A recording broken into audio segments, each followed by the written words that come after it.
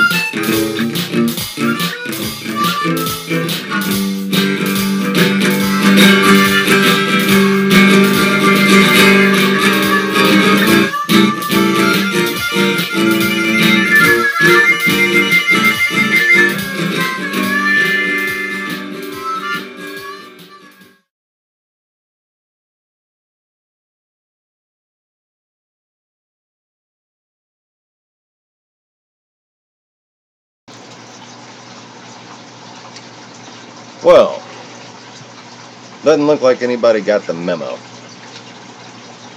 But we're live on the Easy Reefers channel. And, well, thanks for watching. Good morning, good evening, good afternoon, whatever it is, wherever you are. Here it is just after 11. And let me just get this out of the way. If you're expecting some overdubbed presentation that pans the camera and has a guy with a British accent narrating, sorry, my production crew was on vacation. Because I've never hired them. Permanent vacation. Yes, they're on a permanent vacation that started from the day they were born. Now, vacation rhymes with medication, roughly, and speaking of which, it is now time for me to medicate my quarantines. So, I'm going to walk over here right quick while I say, today, we're going to be talking about nitrogen.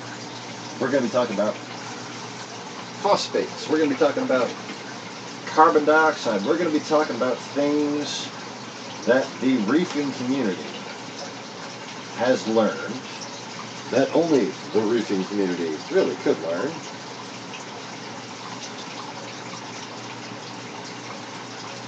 And how that applies to, you know, the salvation of mankind and whatnot. No big deal. No big deal. Right? But anyways, it's not really very good current. I'm raising the salinity on my quarantines at the moment, and the water level's starting to get low enough to where they're starting to struggle, and I need to add some water.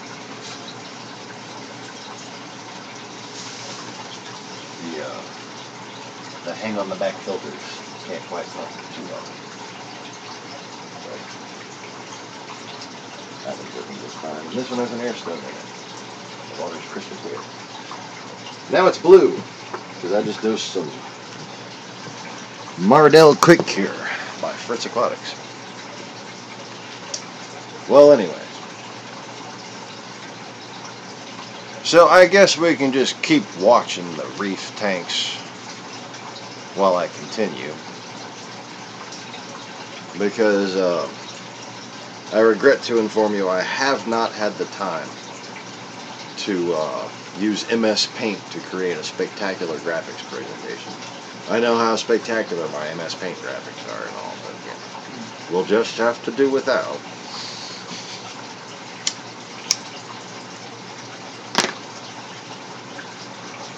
So here's the deal.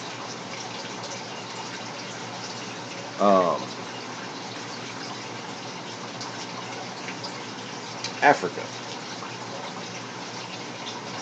No, not the song, dear.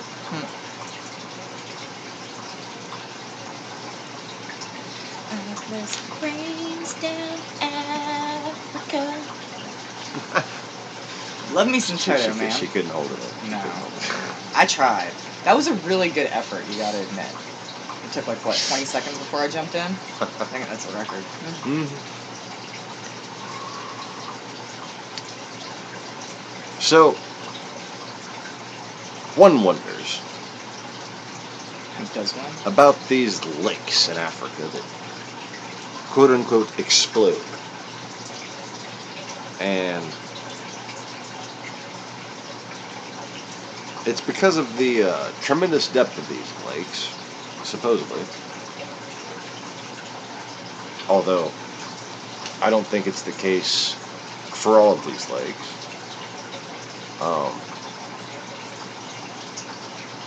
That carbon dioxide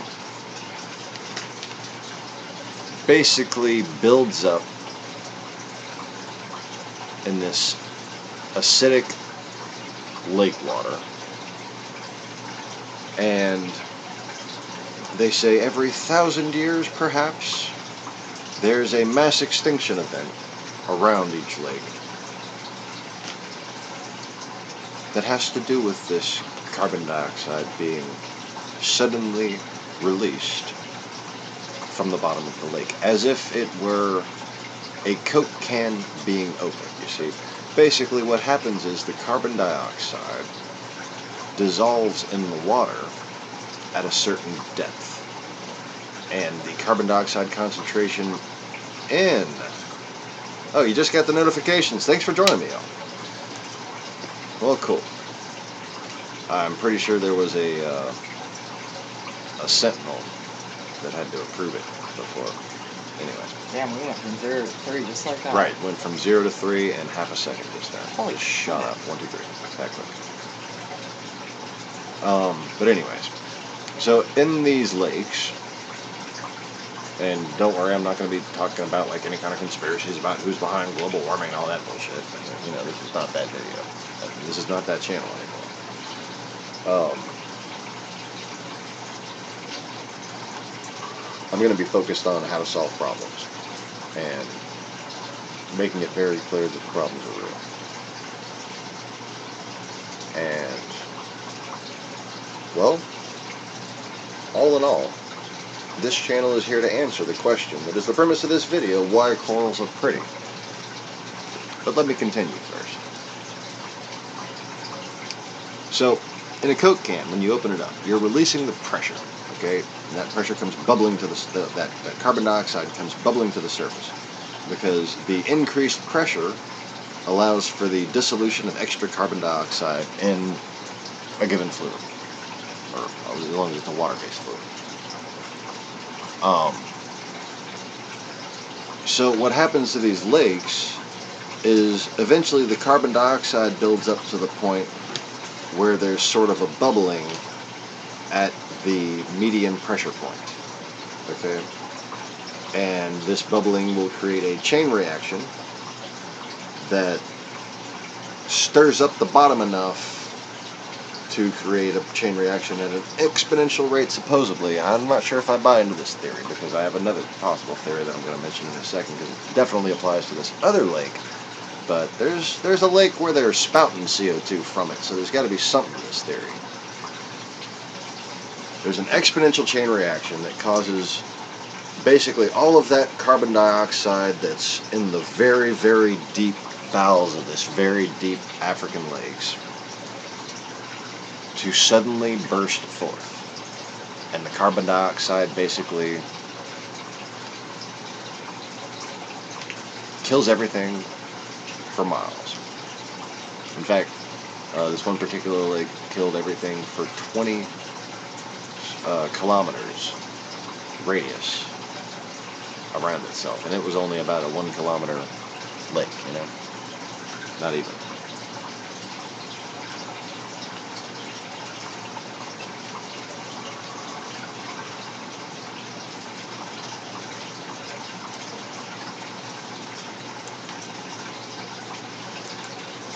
I do apologize if there's any sort of error in the stream right now. I was trying to Wi-Fi. We just doubled our internet service. Yeah. And saw no improvement, basically, on, you know, this platform alone. And, well, let's not go any more into that, shall we? But it doesn't seem like my internet service can possibly be fast enough for this to work here, depending on the subject matter. But anyways,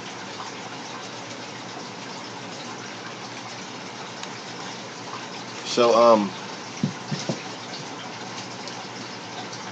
when this carbon dioxide bubbles out, it kind of lingers because it's a, you know, a heavier gas than O2, and it forms sort of an invisible, not mushroom cloud, but pancake cloud, if you will, that just fans out depending on the winds in the area and can suffocate everything. But the plants all suddenly look greener. Yeah. Okay, so what this theory does not account for, however, in the most recently recorded instance, yeah, we've now just shut everything off, so the stream should be as good as possible now. Right. Oh, crap. I was uploading that other video to the other channel. And I shut down Wi-Fi before it was done. Oh, that's probably the best thing. That might have been why it was screwing up. I didn't know you were doing that now. Didn't take that into account. But anyways, so the alternative theory has to do with substrate in an ocean reef tank, or in this case just the ocean, right? Or actually no, in this case a lake. But for the greater purposes of the point of this video, consider what would happen in the ocean. Okay, so this lake that recently exploded and had killed everything within 25 kilometers, 20 or 25, I can't remember specifically which, but still that's a pretty big freaking area. Whatever number I first said was probably the right one. I know I said it a few seconds ago. Doing all this from memory, folks, is like a documentary I saw a couple days ago. Well, this one lake did the bubbly thing, and took out all the livestock. It killed people in their houses in their sleep. Did the bubbly and squirted out? Yeah, it squirted right out. Like, they thought the first one was actually some sort of a Eriste attack yay. Wait, no, shit. But then the second one is where they actually documented and came up with this theory. But the water turned red in the second one. And that, to me, is a giveaway about the difference in the events. So the first event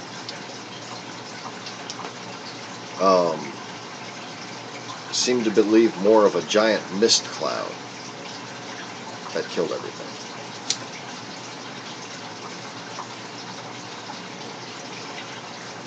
But this other lake, the one that turned red, no mist cloud. I guess they assume it was because it happened at night and it just wasn't reported. But there's this dead giveaway in my mind as to the difference in the causality of these scenarios. Yeah, just change that word, big word. Okay. Causality.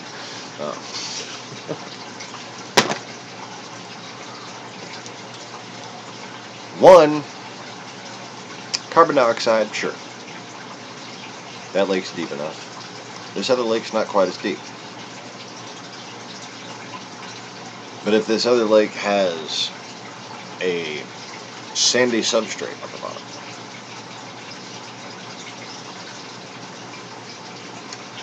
that sandy substrate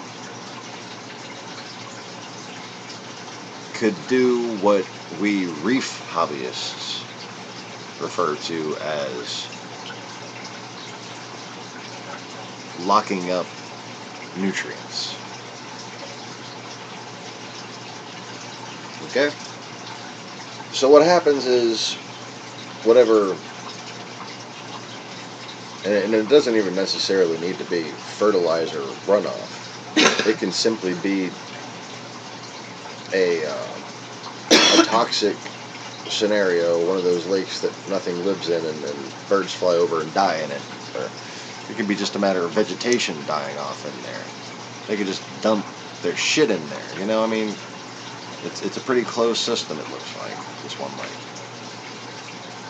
I only saw it topographically, you know, on the documentary.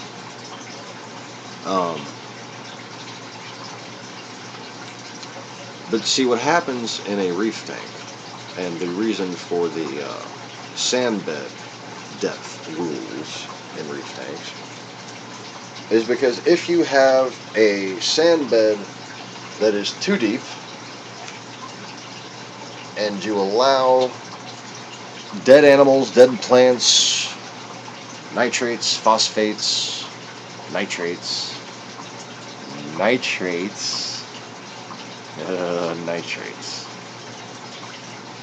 build up,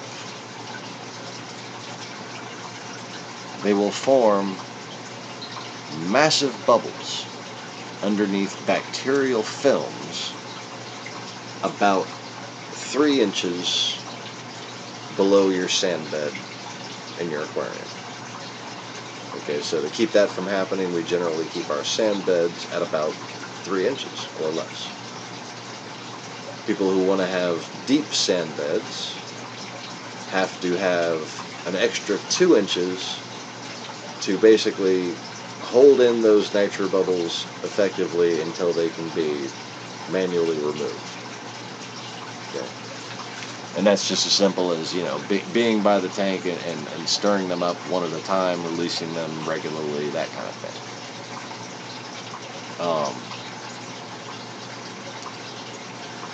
And again, it's more about the maintenance than it is the particular depth actually being any realistic safety barrier It's just that people with deep sand beds get deep sand beds for a reason. And that reason is usually for creatures that burrow regularly throughout those sand beds. And people with deep sand beds who don't have those creatures in them, or don't yet have those creatures in them, should know that they need to prevent nitrogen bubbles from happening. Or else they could just wake up one day and all their fish will be dead. Now, again, if you're looking for a contaminant source to cause the nitrogen bubbles at the bottom of a random African lake, there's another one. Anytime the water would become clean enough in an enclosed lake, not like freshwater lakes that don't have freshwater sources flowing through them, can become pretty shitty places. And in these areas, there's a lot of salt content in the ground. So I need to do a little more research on this particular lake. I invite anyone to just look up exploding African lakes and see it for themselves. That's the reason why I thought it was excusable not to do any more research, because, well, I've got a lot more to talk about, and when you're done here, man, go check that stuff out. It's cool. So I'm doing you a favor by being unprepared. Yeah.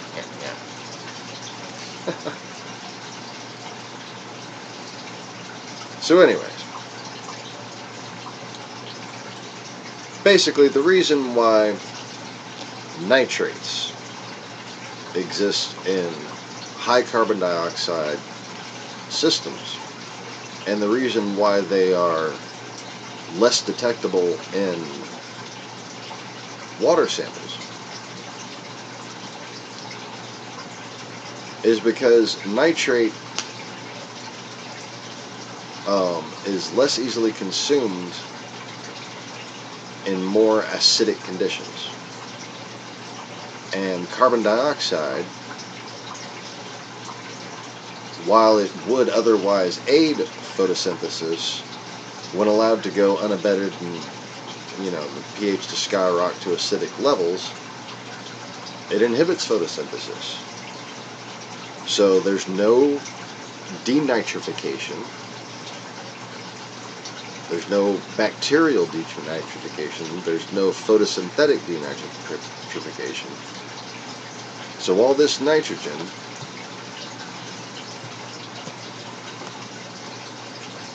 builds up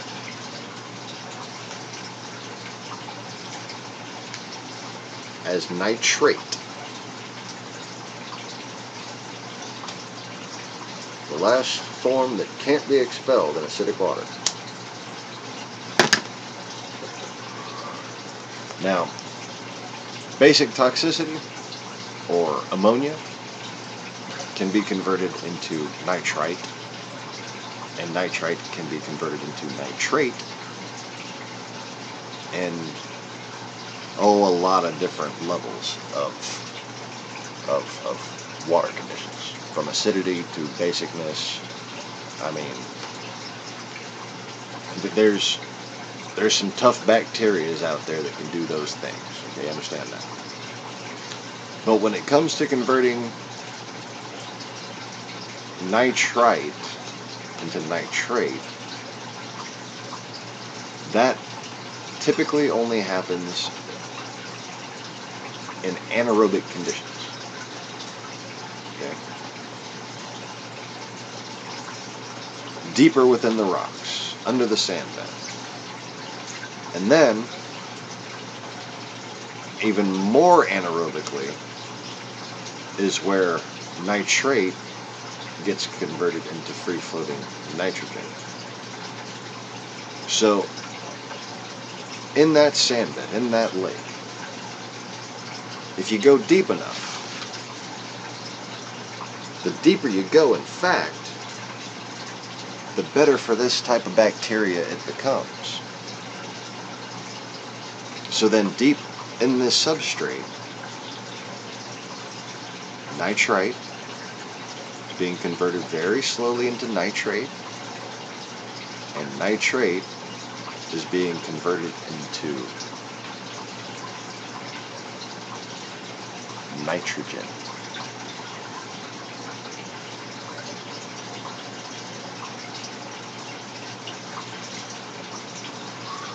And if that nitrogen builds up as deep as it would have to build up in this shitty environment, undisturbed for long, long periods of time, eventually it's going to release. Now,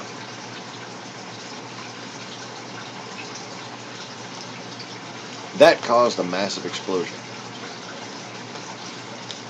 And they said the water, which had turned red, went way up into the freaking air. Okay? Now, whether it was by nitrogen or whether it was by carbon dioxide is somewhat irrelevant for the next part of this scenario here. This red water, okay, consider this. The effectiveness of any chemical or biological media, whether it be filtration or contamination, is based upon its surface area. Okay? So a large volume of something may not have a filtration or contamination effect if only a little bit of surface area is exposed. So, on a red lake, where birds fly over and fall in because there's not enough oxygen for them, and they get dizzy and they pass out in mid-flight, that effect is only relatively localized. But what if that lake and all that cyanobacteria, and that's what it is that turns those lakes red, it's called cyanobacteria, and that bacteria consumes oxygen out of the water, and that water dissolves the oxygen from the air above it, thus the cyanobacteria consumes the oxygen right out of the air. What if that cyanobacteria became a tower of mist?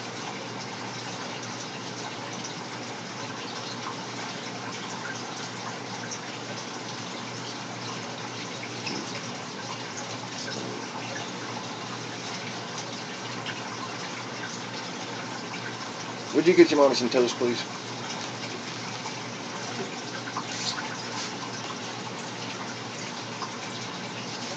Take an aspirin, dude. Have you been drinking the coffee?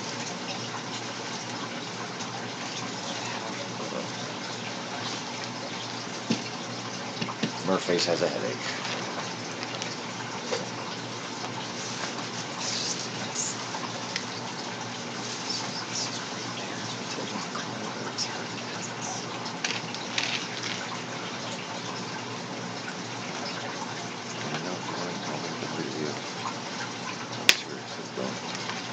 Don't be tough.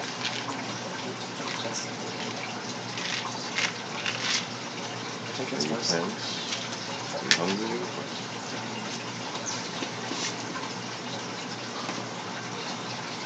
I think it's worse than what you said.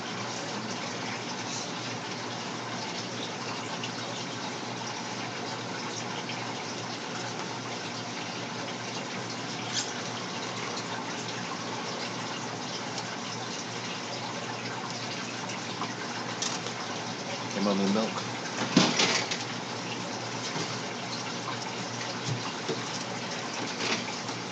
Fatty acids. Alright. So.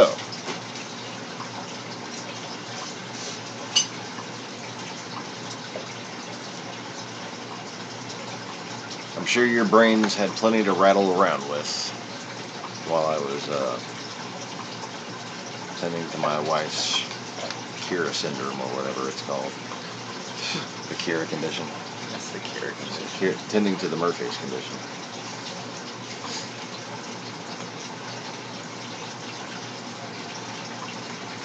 So just picture any, you know, underwater explosion that you've seen from like a naval mine video or whatever.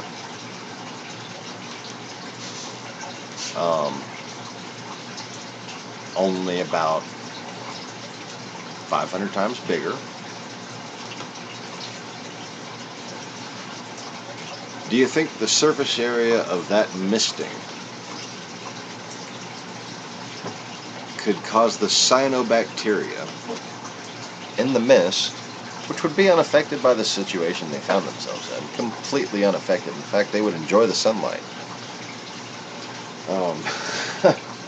It would be basically a cyanobacteria reactor, if you will, in the air, consuming oxygen rapidly. Because, well, particles of water that fly through the air tend to get highly oxygenated.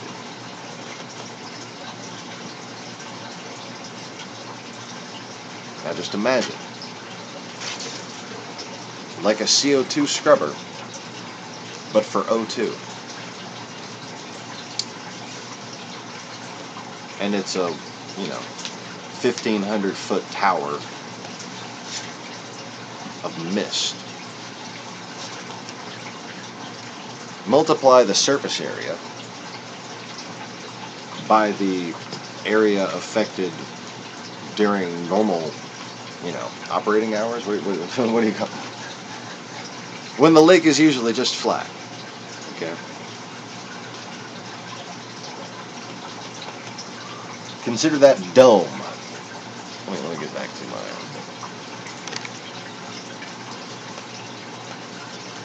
Consider that dome. That would be there.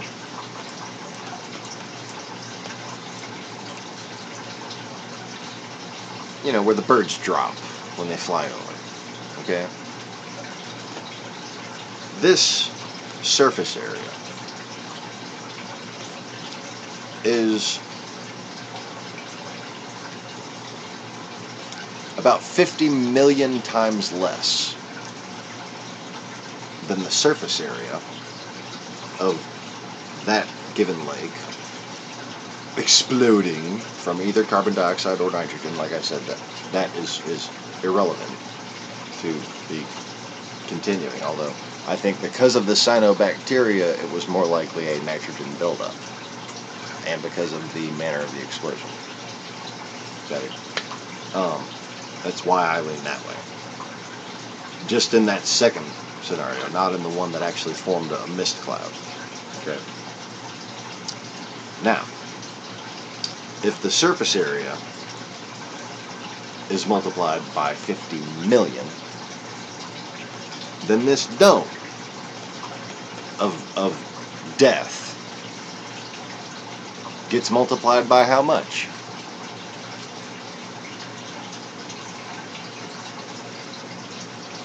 Because you have to understand the massive, just exponentially massive difference in surface area of a particulate mass as opposed to a settled mass. Okay? And the taller that tower, the bigger that explosion was, the more you have to expand that dome, which would actually have been sort of like a cylinder, really, of oxygen consumption. Okay, so as that explosion went up and outward, okay, imagine an oxygen-consuming rain, a cloudy mist, and everywhere that mist fell, like fallout, it just suffocated everything.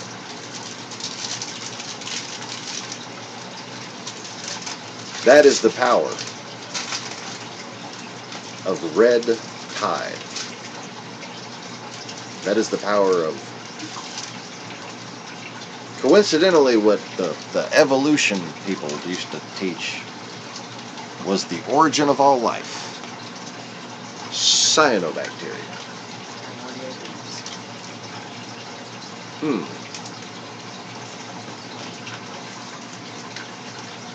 Interesting coincidence, I think. But anyway, we'll talk about that more on the other channel.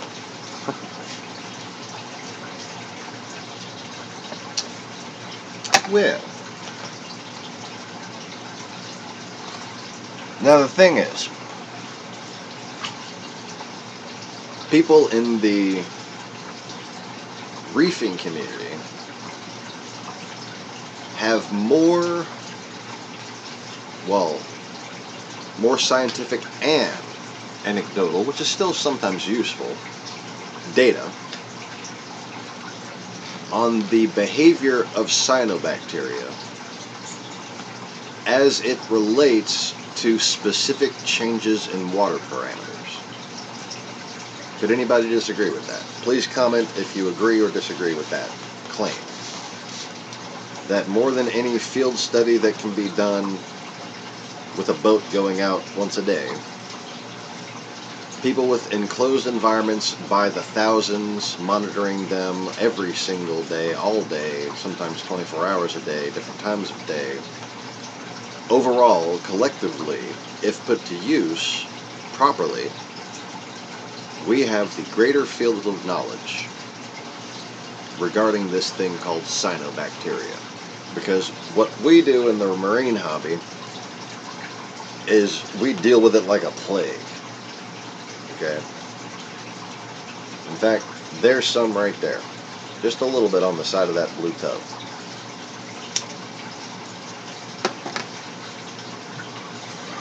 And that is one of the only places I let it grow. And I only let it grow to a point. Because I know that even in these relatively pristine water conditions, where that cyano builds up is usually right where nutrients are being released into the water. Okay? And those sticky, slimy colonies formed basically by the bacteria mixing themselves with their own poo. And the active cyanobacteria is usually at the very bottom layer and even sometimes mixed in with the substrate itself. So if you take the cyanobacteria right off of your sand, you'll often see it just grows right back.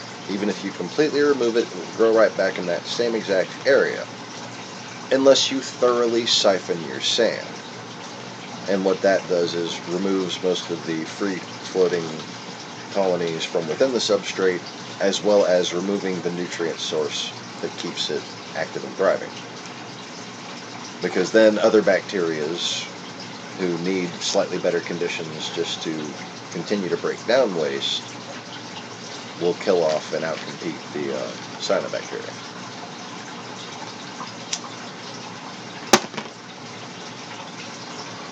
Now, all that being said,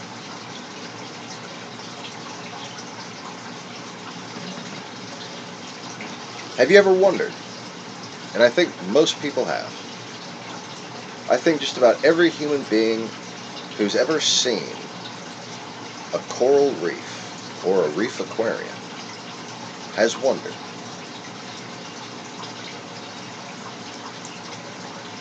why are they so beautiful? Why do corals come in so many forms? Why are they such a wonder of nature?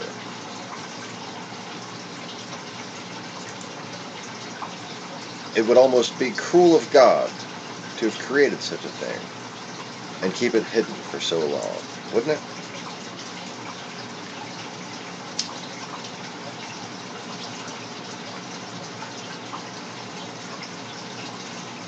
It's like our brains are wired to this, to find it relaxing, to find it amazing, to find it soothing.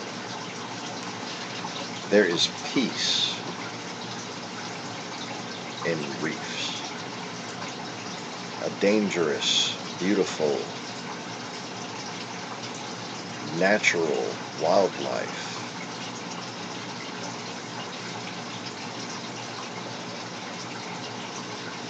that for some reason is more colorful, more geometric, and more can be learned from it than any other broad genus or family of life forms, or even natural formations on the planet. These are flowers mixed with crystals.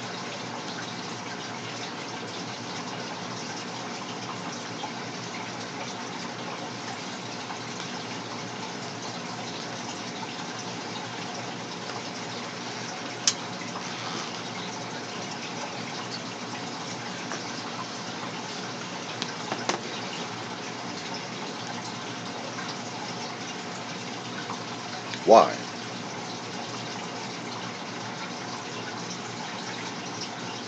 What's the obvious reason?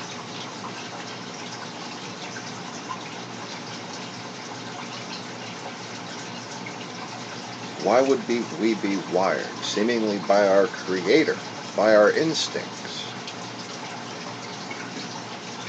to find such things appealing? And why would that appeal be so concentrated in seemingly such small areas, especially now? And the more we pollute the planet, the smaller those areas get. Huh.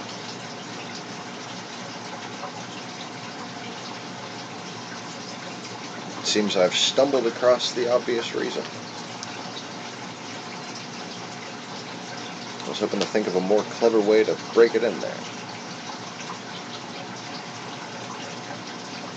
But it's just too obvious.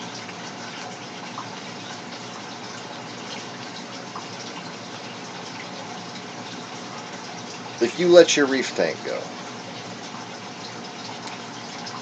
if you have insufficient species of macroalgae, like I do, or if you don't maintain the calcium long enough, eventually that macroalgae will die and you'll still result in the same condition. And by the way, nitrate will basically dissolve calcium out of the water.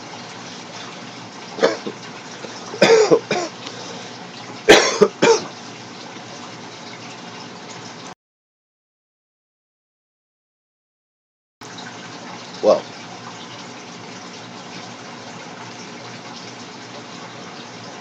eventually you see different types of algae take over your tank. And even those algae require certain finer nutrients and trace elements. When those trace elements are gone, there is cyanobacteria. Sometimes it sits inactive and it's only cloudy water. But when it blooms, when it has a nitrogen source and a phosphate source,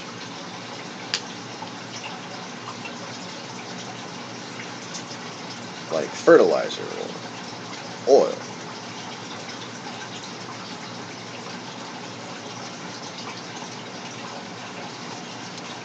or in this case just fish poo and dead organic matter, you know, things that they use for fertilizer and that eventually become oil.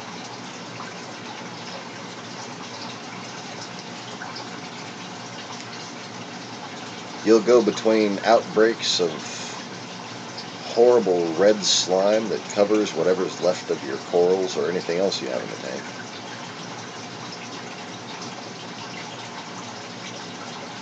through what's called bloom and bust periods.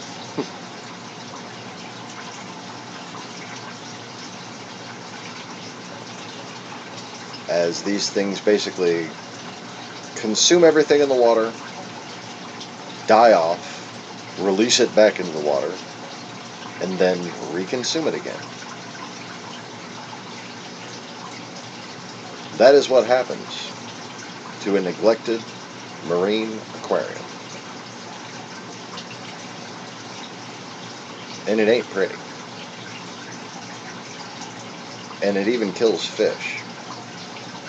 You'll note that in any system where you've seen somebody just let their cyanobacteria get out of control, those fish are breathing heavy. That's because their poor little gills are being outcompeted by these massive walls and rock formations covered by cyanobacteria. Red slime. Depending on the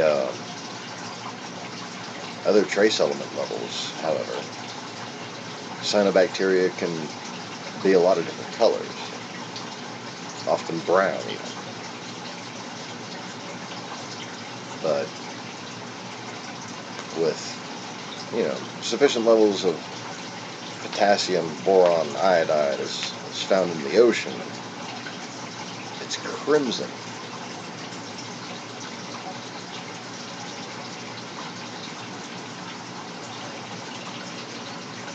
It's almost pretty, isn't it? The more mineral rich the water, the almost prettier it becomes.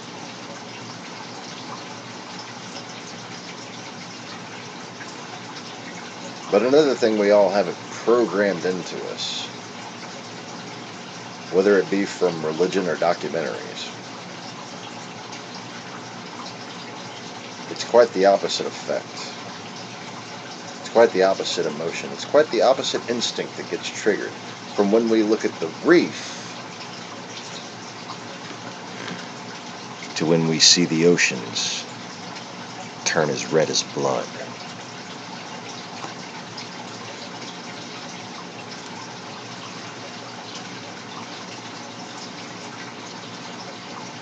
Even a river or a lake. Especially before you understand the actual biological process. It sends kind of a chill up your spine.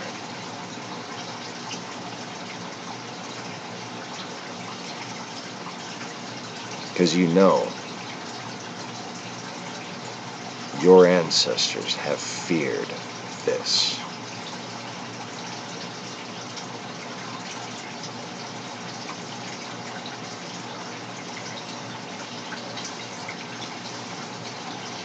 Now, getting back to the experiments and data extrapolated, if you will, from these enclosed systems known as reef aquaria. Before the cyanobacteria takes over, the coral, the macroalgae, and even a lot of the microalgae must die off. And when it does, it becomes sort of a dusty, cakey looking sediment we in the hobby know as detritus.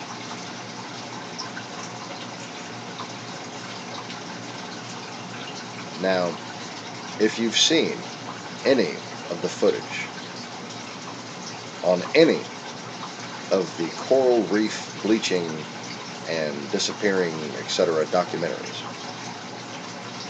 you know what this looks like. It's that whitish, not white, just whitish, kind of like me, I'm whitish, fluff.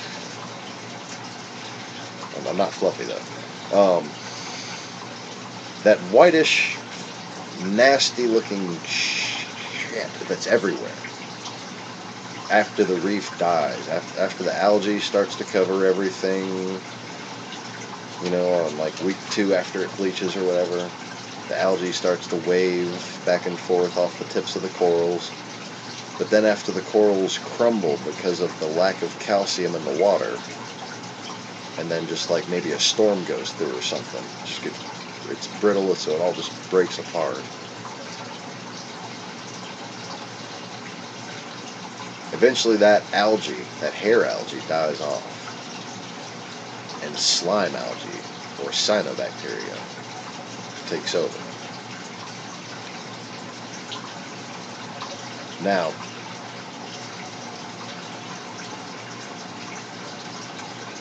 again, what keeps the cyanobacteria from forming films is generally water quality.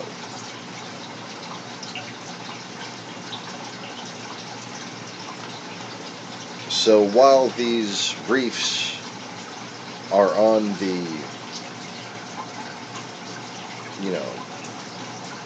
on the downside of being able to sustain coral, there's still enough water moving through there, being processed from algae beds and sand beds around, shallow areas, that the water hasn't deteriorated much to where there could be a massive cyanobacteria bloom right there. And the reason why is because in these areas, phosphates and nitrates have not been allowed to soak into those rocks. Okay, so you can see detritus build up there, but it will be a long time before any detritus is allowed to settle long enough for cyanobacteria to begin to form in the ocean. And that's both because of where those rocks came from, they came from the ocean, and because of the constant water changes. There's always some current going through there, and it's going to other places that can process the waste. But just like for the cause of the current state of coral reefs, and bear in mind that the heat tolerance of corals is directly proportional to the water conditions themselves, and especially to the salinity of the water.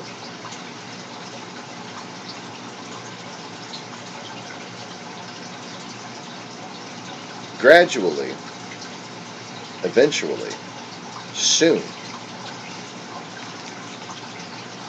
there won't be enough water change water. And these rocks that are covered in detritus, which are also actually processing waste and continuing to provide life-sustaining clean water for the fish around them, continuing to process the fish waste, that's what that detritus is.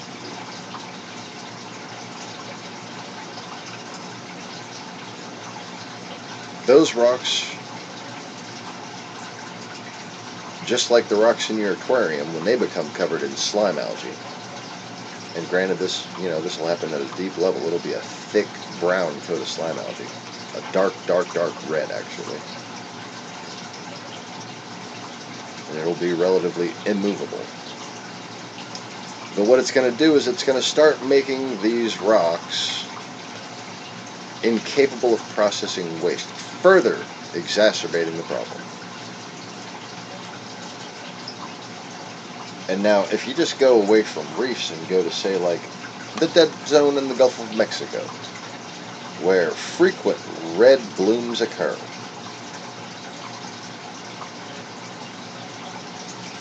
you can see what the eventual result is.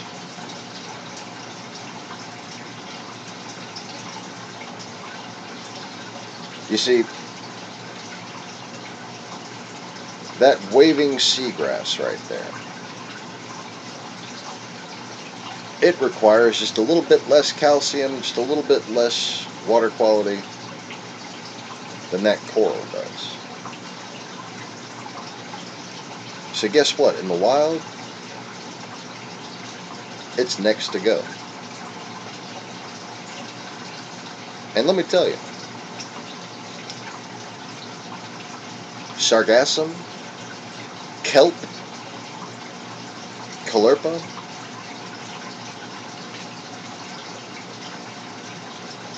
marine plants process most of the waste that humans produce overall. They process most of the oxygen, of the carbon dioxide we exude. They produce most of the oxygen we breathe. And just like how they basically are what we depend on to consume all of the fish poo in the ocean, guess what? They consume a whole lot of our poo too. But more than that, they consume things that are used in our food, fertilizers, that are allowed to stream downriver. And they also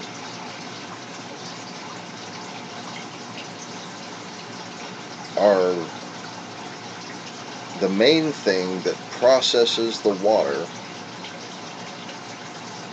in habitable areas as it leaches out from dead zones caused by oil slicks and the like.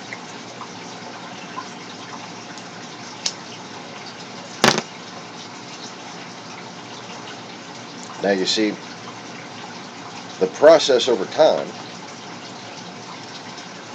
is the nitrates build up,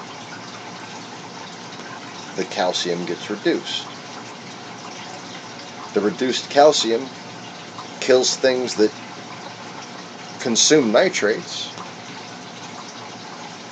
and the nitrates further and further, exponentially even, build up. And that's the key word here, is exponentially. Because every time another species disappears from an area, that's another species that isn't fighting the problem. Because anything that photosynthesizes does so while producing or consuming oxygen. Now, I'm not sure what the process that cyanobacteria goes through, but it does seem to use light to me. The more light it has, the more it grows. But it sure don't produce oxygen, it consumes it. So the proper term photosynthesis, as far as I know, applies only to the ones that produce oxygen.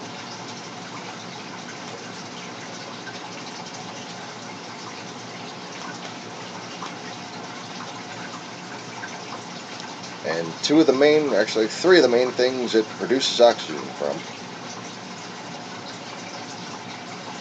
one you know of, and two are also pretty obvious. Carbon dioxide, nitrate, and phosphate.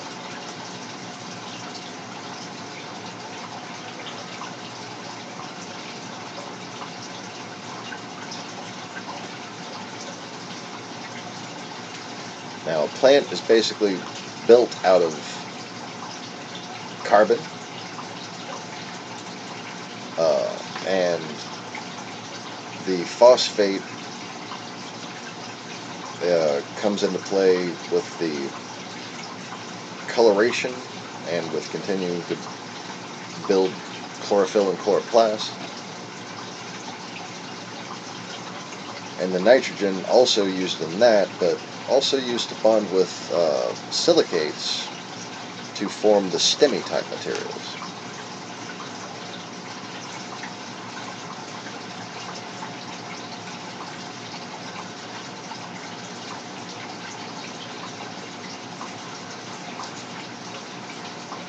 But in those stems, what generally makes them white, what makes them hard, is calcium.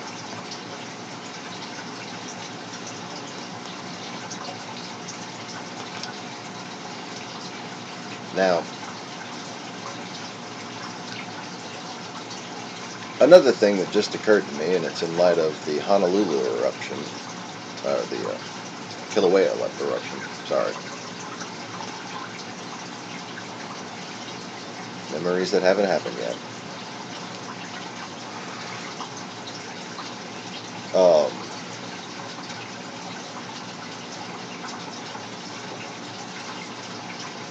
Consider this.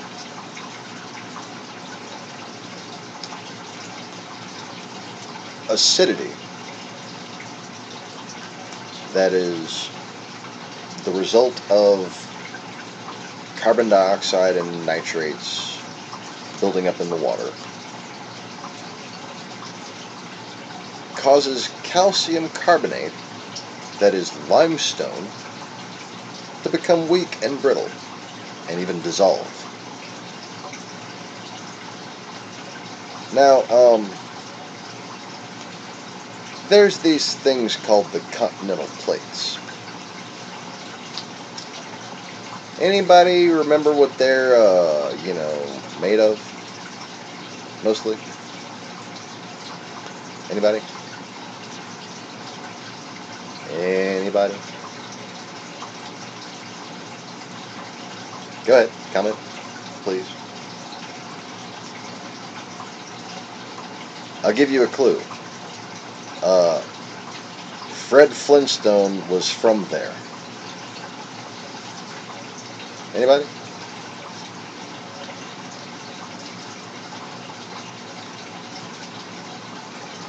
Yabba-dabba-doo. Bedrock, baby. Bedrock. And bedrock is made of, yes, limestone. I always forget the magnesium. That's a horrible old school reefer habit. How cliche.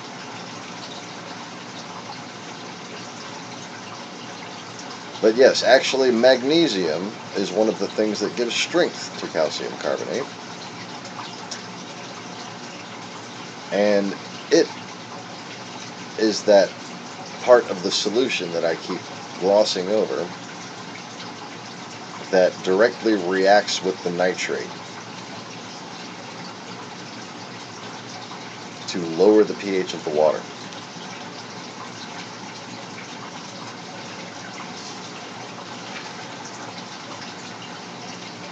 It releases basically free-floating calcium, which is useless to corals. Yep, and the silica. That's much smaller amounts though. But the magnesium gets bonded by the nitrate, and carbon dioxide is released, and calcium is released in basically particle form. And that further acidifies the water, further making the bonded calcium carbonate become dissolved and eventually get released.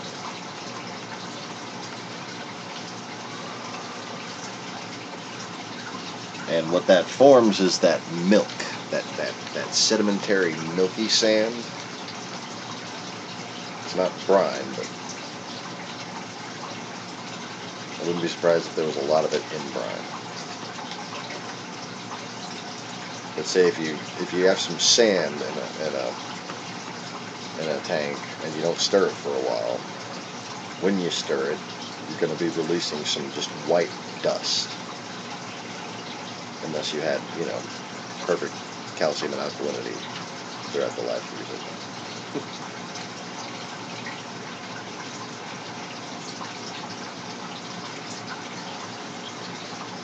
Alright, so, imagine what's under the Pacific Plate, for instance. Now, does one assume that the condition of the salt water above this limestone has no effect on the bedrock? Or does that, because it is salt water, dissolve in concentrated levels into the bedrock, depending on where and when, and where and whether or not it is blocked by brine or bacteria layers or things like that. So, here we have another self-compounding problem, actually.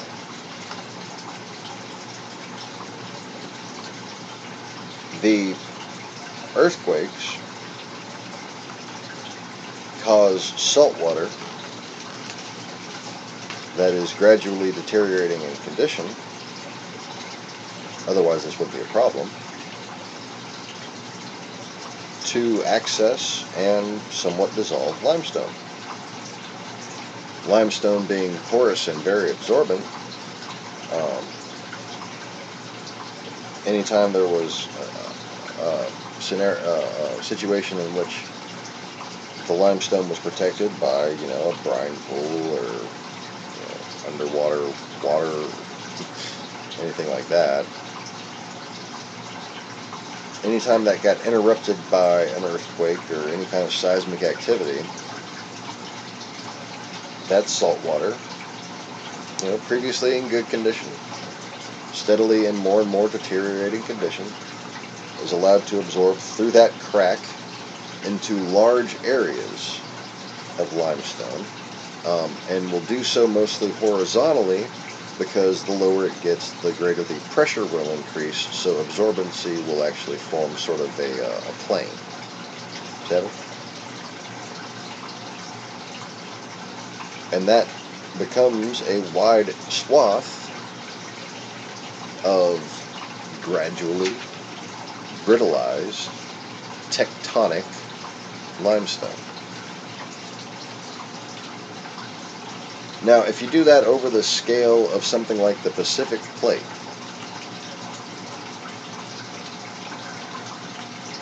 in addition to the salinity variance that I was talking about as far as the weight of the water goes and the pressures that are causing the Pacific Plate to basically bounce up and down very, very slowly, seasonally, as the Pacific ice caps melt and refreeze, etc.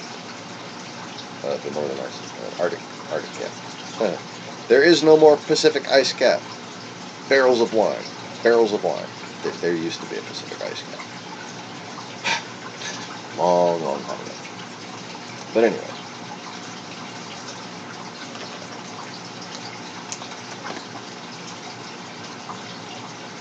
So, the tectonic plate gets more brittle. It causes more earthquakes. And as the water conditions deteriorate, the more earthquakes there are, the more brittle the plates get. And guess what? All of this sulfur and carbon dioxide, guess what it's doing to the problem overall? It's making it worse too. All because we didn't protect these beautiful, most beautiful objects on Earth.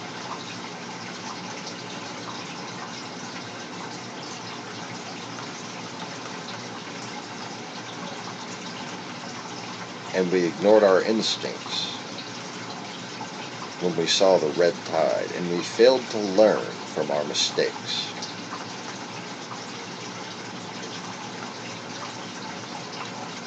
So now you have a scenario in which massive amounts of both settled nitrogen, phosphorus, sulfur, carbon dioxide are being released from unstable limestone. Earthquakes every day, every hour.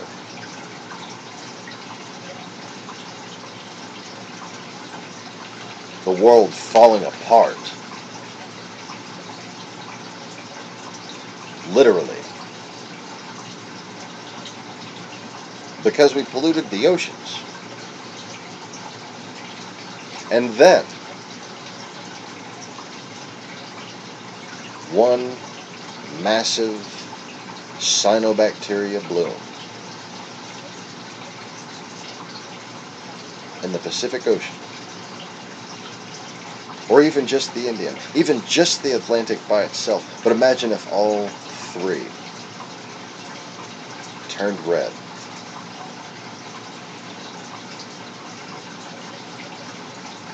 What would that do to the storms? What would that do to the waves? What would that do to the surface area that currently provides about 70% of our oxygen needs? It's going to go from absorbing our carbon dioxide and gradually dissolving oxygen back into the air,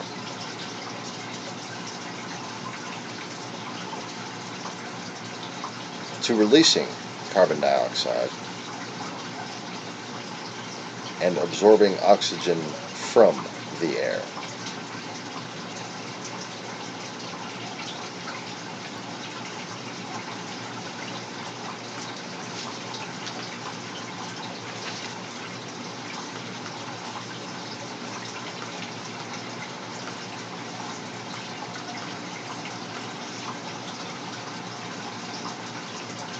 Now let me just say, in regards to whether this has happened before, well, where I would want to be if this happened is in a very old valley with lots and lots of trees in it and nice stagnant air. You know those valleys? The ones that got cut away out of the ground and just forgotten about? And now they're, generally speaking, just kind of no jobs areas. Well, that's where you want to be. And if you look back in our history, at the point of calamity, calamities that we still speculate about to this day, you see an odd behavior across many cultures of mankind, and that is digging little holes in the sides of valleys.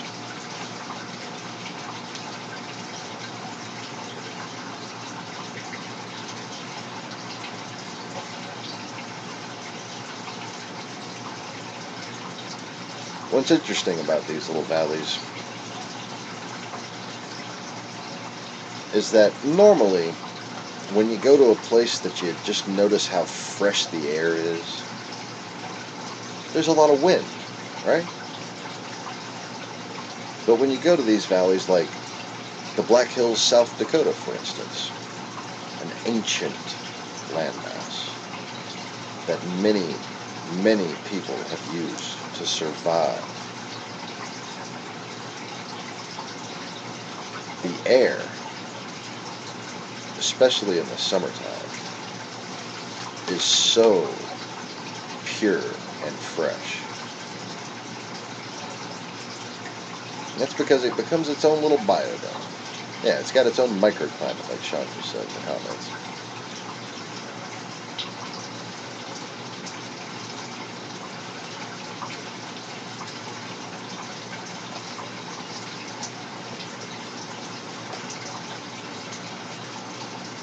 So it may be the case that, considering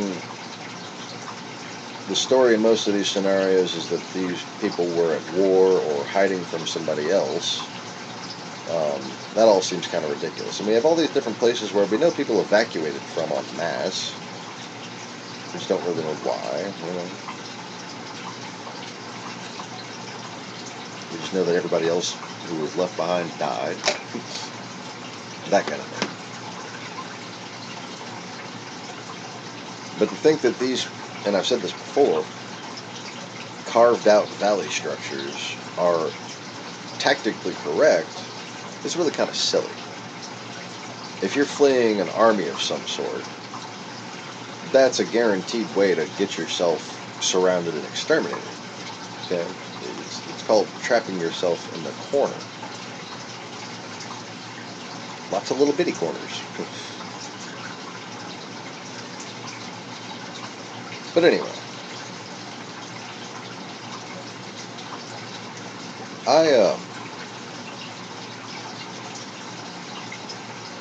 I don't think that's really the best case scenario for mankind, you know?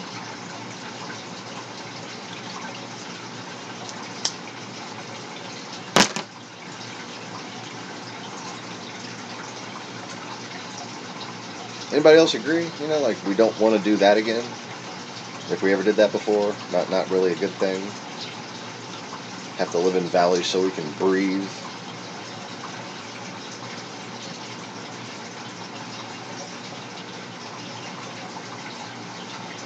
Joey, what's going on, bro? Hey, Joe. Where you going with that phone in your hand?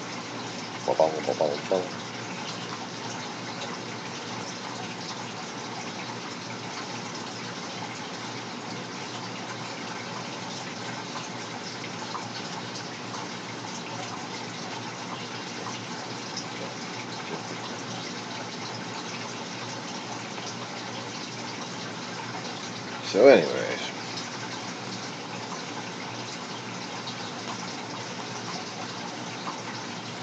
I don't mean to be depressing or anything,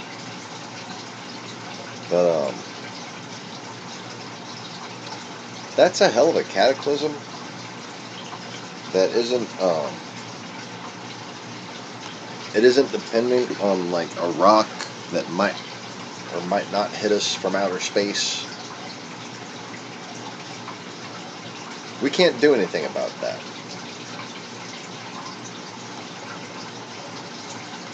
But if that were ever to happen, wouldn't we want to deserve redemption in the eyes of anyone who could stop it? Be it God or aliens or otherwise?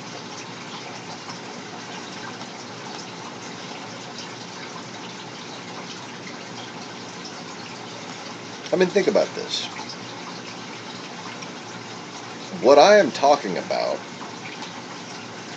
is the inevitable chemical, scientific result. I may have not gotten my individual facts completely, perfectly, completely accurate, you know.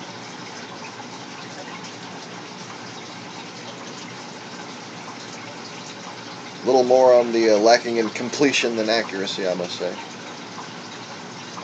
Because, you know, I'm free versing this. I don't have notes. I'm just like, you know. Hi, I'm sitting here talking to my fish tanks, basically.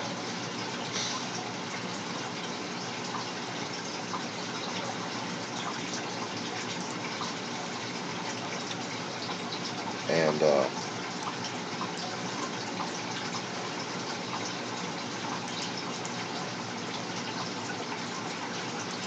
it just seems to me, you know, Vice News reported recently that basically we've passed the tipping point. Okay. According to Vice News, it's over. We've passed the carbon tipping point.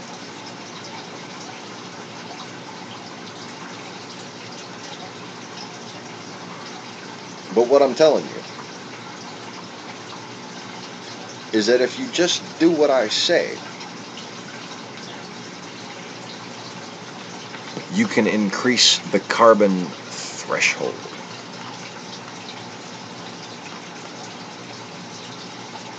All it takes is responsible stewardship. All it takes is being the caretakers that we should be of the waters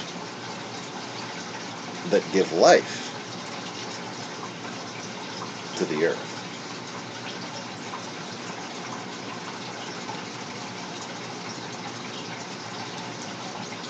So,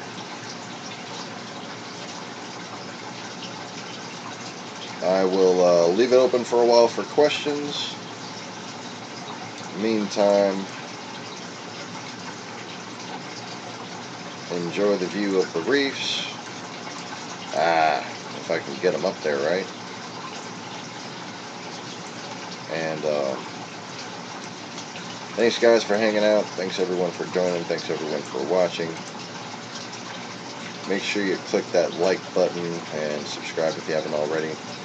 And please, please, please share links to this video. Follow up on them. Make sure people see them. People need to know this. Because this is real. This is danger that we're all facing, whether we know it or not. And I think people have the right to know it. And I apologize for my lack of presentation. But like I said, my video production crew is a bunch of lazy assholes with their whole not existing and shit. Bye-bye now.